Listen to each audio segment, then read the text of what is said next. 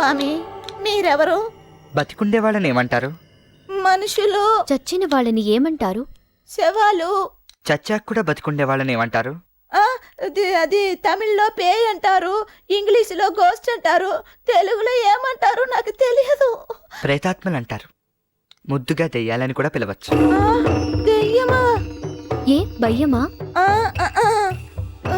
మీరెక్కడ ఉంటారు స్వామి? 2 ఏళ్ల క్రితం వరకు ఈ ఇంట్లోనే ఉండేవాళ్ళం.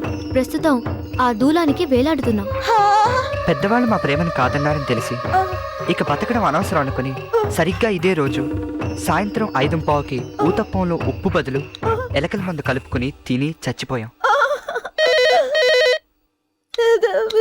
దయ్యం సార్ పోను. దెయ్యాలకి ఫోన్లు రావు, నీకే అయ్యుంటుంది. వెళ్ళి చూడనా? చూడకు, విను. థ్యాంక్స్. హలో, డాక్టర్ అమ్మా, సన్ ఇంకా రాలేదు, కానీ డైనింగ్ టేబుల్ మీద 2 దెయ్యాల టిఫిన్ తింటున్నాయి. మమ్మీ, కొత్త పని మంచి అదిరింది. చెయ్యాలా? మేమే చిన్న టచ్ ఇచ్చాం అంతే. బాయ్.